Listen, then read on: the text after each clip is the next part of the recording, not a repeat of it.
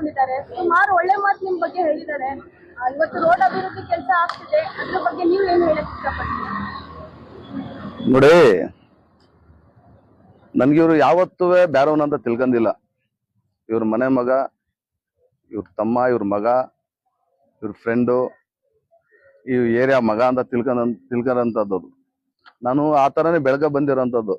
ನಾನು ಯಾವುದೇ ಕಾರಣಕ್ಕೂ ಯಾವುದೇ ಮೂಮೆಂಟ್ ಅಲ್ಲಿ ರಾಜಕೀಯ ಬೆಳೆಸ್ಕೊಂಡಂತ ಅಲ್ಲ. ನಾನು ಇವ್ರ ಜೊತೆ ಸೇರಿ, ಇವ್ರ ಜೊತೆ ಒಂದಾಗಿ, ಇವ್ರ ಕಷ್ಟ ಸುಖಕ್ಕೆ ನಾನು, ನನ್ನ ಕಷ್ಟ ಸುಖಕ್ಕೆ ಅವ್ರು ಬರ್ತಾರೆ ಹೊರತು ಯಾವುದೇ ರಾಜಕೀಯ ಬೆಳವಣಿಗೆ ಆಗ್ಲಿ, ರಾಜಕೀಯವಾಗಲಿ ನಾವು ಯಾವತ್ತೂ ಎಲ್ಲೂ ಸೇರಿಲ್ಲ.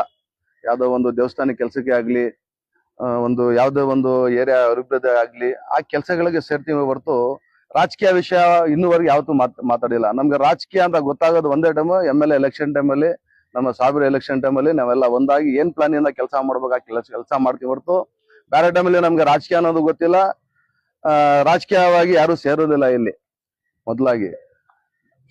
ಮತ್ತೆ ಸೆಕೆಂಡು, ಕೆಲಸ ಎಲ್ಲೆಲ್ಲಿದೆ ಅನ್ನೋದು ತಿಳ್ಕೊಂಡ್ ಕೆಲಸ ಮಾಡ್ತಾ ಇದೀನಿ ಹೊರತು ಯಾರಿಗೂ ಬಿಲ್ಸಾಗ್ಲಿ, ಯಾರಿಗೂ ಟಾರ್ಗೆಟ್ ಮಾಡ್ಕೋದಾಗ್ಲಿ ನಾನು ಯಾವ್ದು ಕೆಲಸಗಳು ಮಾಡ್ತಾ ಇಲ್ಲ.